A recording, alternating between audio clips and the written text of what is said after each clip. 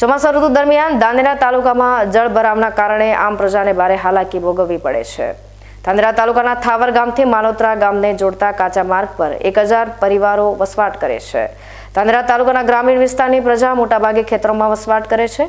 પશુપાલન અને ખેતીનો વ્યવસાય હોવાના કારણે ગામડાઓ આજે ગ્રામજનો વગર ખાલી છે। ખેતરો તરફ જતા જૂના કાચા માર્ગ આજે પણ એ જ હાલતમાં હોવાના કારણે ચોમાસા ઋતુ દરમિયાન ખેડૂત પરિવારોની મુશ્કેલીમાં વધારો થઈ રહ્યો છે।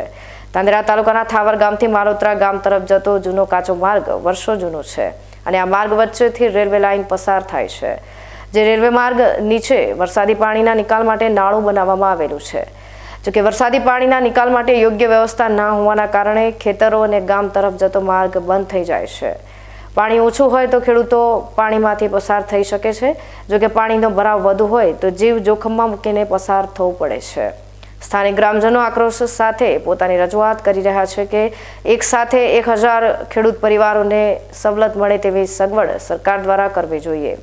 હવે આજે માલોત્રાથી થાવર કાચો રસ્તો જે જૂનો રસ્તો છે તેના 1 વર્ષ પહેલાં અમે મુખ્યમંત્રીશ્રીને રજૂઆત કરી હતી કે ગ્રામ સડક યોજનામાં આ રસ્તો બને અને આ રસ્તો એટલા માટે માંગ કરી હતી કે ઘણા વર્ષોથી જૂનો છે અને આ ખેતરમાં લગભગ 400 થી 500 ઘરની વસ્તુ છે માલોત્રાની થાવરમાં રહેવાવાળી વસ્તી છે। અને બીજી કે સ્કૂલમાં જતા છોકરા દૂધ ભરાવા જતા જે પશુપાલકો રોજગાર ધંધાવાળાઓ જેમાં આવવા જવામાં અને ખૂબ તકલીફ પડે એના કારણે મેં આ રજૂઆત કરી પણ આજ સુધી એનો કોઈ નિકાલ આવ્યો નથી। એટલે અમારા સરકારશ્રીને વિનંતી છે કે આ જલ્દીમાં જલ્દી એનો નિકાલ લાવે જેથી લોકો સુખી થાય। અને આ પોણી જે પડ્યું હોય એમાં ખૂબ તકલીફ પડે જેથી કરીને નથી નીકળી શકાતું જેમાં એનો પણ નિકાલ થાય આવે છે કે અમે આ પાણીનો ચોમાસું આવે છે ત્યારે અમારે પૂરી હાલાતી થાય છે। જે તે સમયે અમારો ચોમાસું વરસે છે ત્યારે અમારે કોઈ માણસ બીમાર થાય કે પશુ બીમાર થાય તો અમારી કોઈ વ્યવસ્થા થતી નથી। જે તે સમયે અમે આ ઘણી બધી રજૂઆત કરી કઈ અમારી રજૂઆત સાંભળવામાં આવી નથી તો પણ અમારે હવે શું કરવું પડશે એના માટે અમારે કોઈ બી રસ્તો કાઢવામાં કોઈ પણ સરકાર અમારા પગલાં લઈ શકે તે અમે સરકારને ભ્રમણ કરવામાં આવે છીએ પણ જે તે ચોમાસું વરસે છે ત્યારે અમારે કોઈ રસ્તો બીજો છે નહીં। અમારે તો છોકરું બીમાર થાય કે માતા બીમાર થાય કે મમ્મી બીમાર થાય એના માટે કોઈ વ્યવસ્થા અમારી જોડે નથી। અમારી ગાડી તો 12 કિલોમીટરથી અંતરે છોડવી પડે છે। ટ્રેક્ટર અમારું નીકળી નથી શકતું તો એના માટે અમારે શું કરવું પડે। થાવર ગામમાં આવેલ દૂધ મંડળી એશિયામાં સૌથી વધારે દૂધની આવક ધરાવતી દૂધ મંડળી છે। આખું ગામ પશુપાલનના વ્યવસાય સાથે સંકળાયેલું ગામ છે। લાખોની સંખ્યામાં પશુધન છે। જોકે ચોમાસા ઋતુ દરમિયાન કાચા માર્ગ પર પાણી ભરાઈ જાય છે અને રેલવે નાળામાંથી પાણી પસાર કરવાની સુવિધા કરવામાં આવી નથી જેના કારણે પશુ ડોક્ટરને પશુઓની સારવાર માટે પણ બોલાવી શકાય તેમ નથી। બાળકો યુવાનો વડીલો અને મહિલાઓ વરસાદી પાણીના નિકાલ માટે ભાર સાથે રજૂઆત કરવા માટે આગળ આવ્યા છે।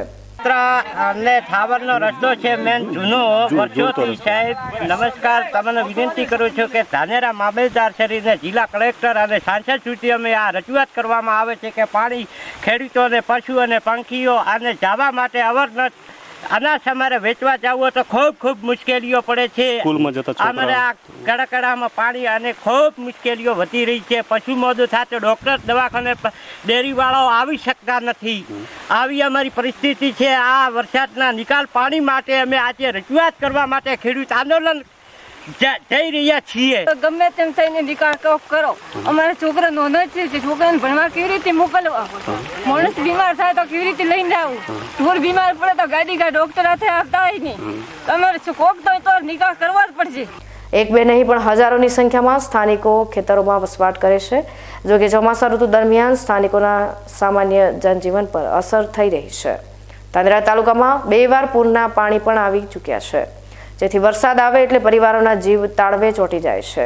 સ્થાનિકો હવે ભૂખ હડતાળ આંદોલન કે પછી રેલ રોકો આંદોલન કરવા પર મજબૂર થાય તે પહેલા સમસ્યાનો હલ લાવવો જરૂરી છે। 146 નંબર આ રેલવેનો ગરનાળો હોય આ વર્ષોથી પણ એનો કશું અમારે પોણી ભરતા નિકાલ થતો નથી। અમે હવે શું ખેડૂત ગરીબ છીએ બધા લોકો ખેડૂત છીએ 500 ઘરે અને એમાં અમે હવે ટ્રેન રોકાવાનો પ્લાન કરીશું। અમે આંદોલન કરીશું ભૂખ હડતાલ ઉપર બેસવું પડશે તો બેસીશું અહીંયા કેમ કે અમારો કશું ઉપર છેક રેવલ સુધી અમારું કોઈ સાંભળતું નથી। શું સમસ્યા ઊભી થાય અમારે ખૂબ પાણીમાં સમસ્યા સ્પેડ થઈ જાય તો અમારે અહીંયા પૂરી હાલત છોકરાને ભણવા કેવી રીતે મૂકવો ડેરી દૂધ ભરાવા કેવી રીતે જેવો ડોક્ટરો કેવી રીતે લાવવા, પશુપાલન બીમાર થાય તો અમારે પૂરી અહીંયા તકલીફ છે. ગામના સ્થાનિક જાગૃત નાગરિકોએ થાવરથી માલોત્રા ગામ તરફ જતા કાચા માર્ગને ડામર રોડ બનાવવા માટે 1 વર્ષ પહેલા મુખ્યમંત્રી સુધી રજૂઆત પણ કરેલ છે. જોકે નબળી નેતાગીરીના કારણે દર વર્ષે વરસાદી પાણીની સમસ્યાથી સ્થાનિકોને મુશ્કેલી વેઠવી પડી રહી છે.